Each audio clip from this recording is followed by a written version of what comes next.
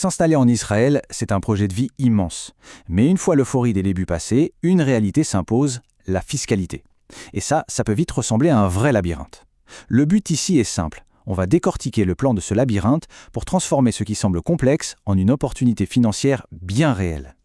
Alors voilà notre programme. On va voir ensemble 5 points essentiels. D'abord, la règle d'or à connaître. Ensuite, cette fameuse décennie dorée. On parlera aussi des revenus gagnés en Israël, de l'investissement immobilier et pour finir, de l'approche stratégique qui est indispensable. Allez, on commence sans plus attendre. C'est parti pour la première section.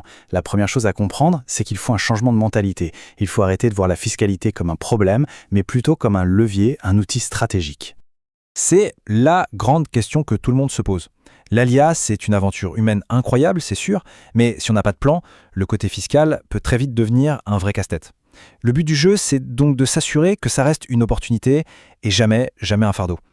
Et ça, c'est le point absolument crucial. Les avantages fiscaux, ils sont là, ils sont énormes, mais attention, ils ne tombent pas du ciel. Si on reste passif, si on ne gère pas ça activement, eh bien c'est tout simplement de l'argent qu'on laisse sur la table, purement et simplement. Ok, maintenant, on attaque le gros morceau. L'avantage le plus spectaculaire. C'est vraiment le pilier, la pierre angulaire de toute stratégie financière pour un nouvel arrivant. 10 ans. Voilà, ce chiffre, il faut vraiment l'avoir en tête. C'est la durée d'une fenêtre d'opportunité fiscale qui est, tout simplement unique. Et il est absolument crucial de comprendre comment en profiter au maximum. Alors, cette décennie dorée, qu'est-ce que c'est exactement? C'est à la fois très simple et incroyablement puissant. Pendant 10 ans, c'est 0 impôt à payer et même 0 déclaration à faire sur tous les revenus et tous les actifs qui viennent de l'étranger. C'est aussi simple que ça. Et quand on dit tous les revenus, c'est vraiment large. Ça couvre les plus-values quand on vend un bien immobilier ou des actions à l'étranger, les dividendes de sociétés étrangères, les intérêts sur des comptes en banque, les revenus locatifs. Bref, la liste est longue et les conséquences financières, elles, sont juste énormes. Cet exemple, il est parfait pour comprendre à quel point le timing est vital. Imaginez, on voit un actif la veille du 10e anniversaire de son ALIA. Résultat, 0 impôt à payer en Israël. On le vend un seul jour plus tard, et bam, ça peut coûter 25% de la plus-value, voire plus. Le timing ici, c'est vraiment tout. Bon, la décennie dorée, c'est pour les revenus de l'étranger. Mais qu'est-ce qui se passe pour les revenus qu'on gagne en Israël, comme un salaire par exemple? Eh bien là aussi, il y a des avantages bien spécifiques. En effet, les avantages ne s'arrêtent pas aux frontières. Il existe un système de points de crédit d'impôt qu'on appelle les Nekudot Zikoui. Et ça vient diminuer directement chaque mois l'impôt qui est prélevé sur le salaire. C'est du concret, c'est une économie qu'on voit tout de suite. Alors, comment ça marche? La structure de cet avantage est dégressive. Comme on le voit, il est au maximum la première année avec 3 points de crédit supplémentaires, puis ça diminue petit à petit sur une période totale de 4 ans et demi. Le fait de connaître ce calendrier, ça permet de bien anticiper l'évolution de son impôt sur le revenu. On passe à un autre grand projet de vie, l'achat de son logement.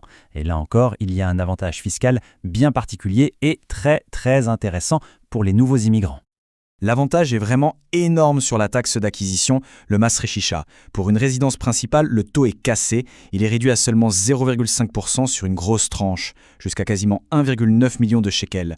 Pour parler concrètement, ça veut dire des dixièmes de milliers de shekels d'économie par rapport à ce que paierait un citoyen lambda.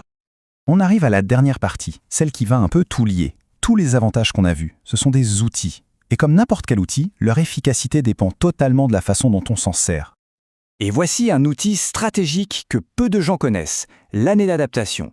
C'est une option qui permet en quelque sorte de mettre le chrono fiscal sur pause. En choisissant de ne pas être résident fiscal la première année, on peut décaler d'1 an le point de départ de la fameuse décennie dorée. Prenons un cas pratique pour que ce soit bien clair. Imaginons une grosse vente immobilière prévue à l'étranger juste après l'ALIA. En activant cette année d'adaptation, on peut réaliser cette vente sans aucun impact fiscal en Israël et en même temps, on préserve l'intégralité des 10 ans de la décennie dorée, qui commencera seulement l'année d'après. C'est un levier tactique qui donne un contrôle total sur son calendrier. Cette citation, elle résume parfaitement l'enjeu. Essayer de naviguer dans ce système tout seul, c'est prendre le risque de faire des erreurs qui coûtent cher et qui peuvent annuler tous les bénéfices. Se faire accompagner par un expert, ce n'est vraiment pas un luxe. C'est un investissement pour sécuriser et optimiser sa situation pour toutes les années à venir. Pour conclure, on voit bien que les avantages fiscaux pour les nouveaux immigrants en Israël sont bien là et ils sont massifs. Ils offrent une base incroyable pour construire un avenir financier solide. La vraie question, ce n'est donc pas de savoir si l'opportunité existe. Elle existe. La question c'est quelle stratégie mettre en place pour en profiter à 100%.